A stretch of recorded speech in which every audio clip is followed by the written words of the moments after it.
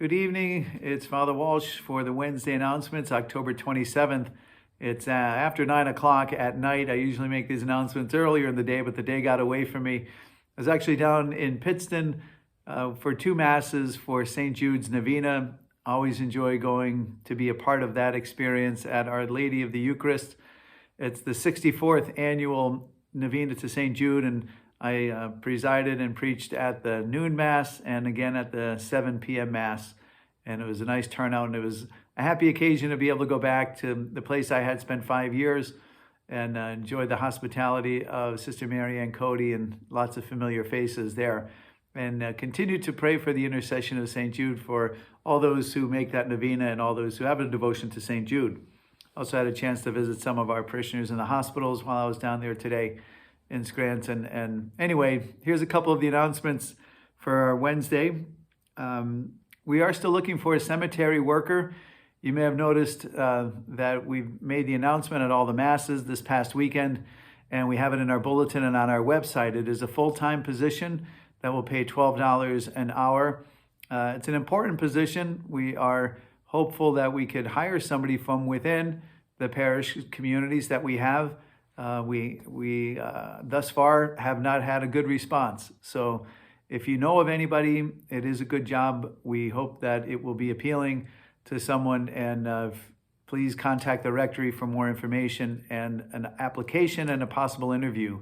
And we are, if we don't hear from anyone in the near future, we're going to have to go beyond and reach out to a broader community, I guess maybe on the internet, whatever the case might be, to advertise the position. The annual appeal statistics come in every Monday, and as of now, this past Monday, we have $6,375 in for Our Lady of Mount Carmel of the $23,000 goal. And at St. Rose, we have $31,618 in for the $62,000 goal. So we're making progress, and we hope that people will continue to respond to the needs of our diocese by making a contribution to the annual appeal.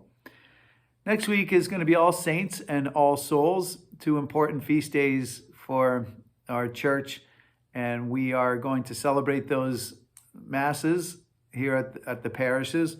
But a special memorial mass will be offered on All Souls Day in the evening at 6 p.m. We'll rotate it from year to year. Last year it was virtual, but it was at Our Lady of Mount Carmel. And this year it's going to be at St. Rose.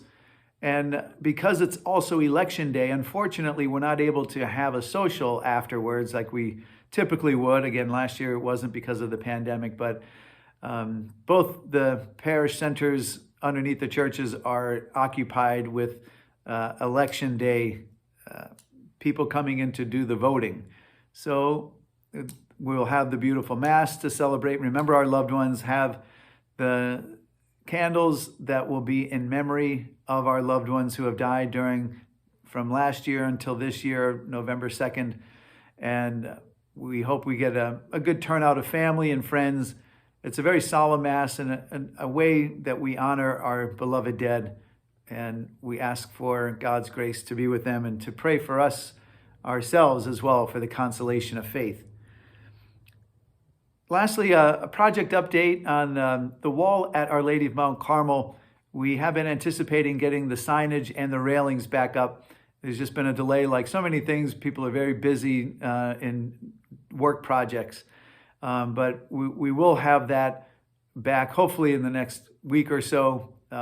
We hope that will be certainly there before the winter sets in, and then that will be complete with the wall project. And you may have noticed at St. Rose as well, right behind the sign is a section that we had to fix up because it just needed something to complete it on that side. So we're putting a flower bed in there using the brick that was also used to fix up the facade. So I think it'll look very nice. And we also had to take out the macadam, and we're going to re-landscape a little bit of the sidewalk. So hopefully that'll be a nice project. When that is all complete, that side will be finished.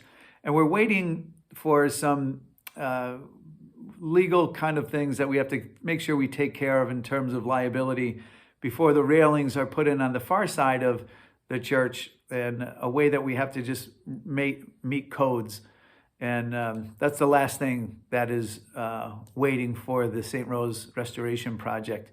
Again, we are still hoping to continue to raise some money for that because it was over our stated goal, which we're, again, very grateful for all those who gave. But we're continuing to try to do some fundraising to finish up these last parts of the project and help us get over the expenditures that came unexpectedly throughout the project. So anyway, ready to head to bed now.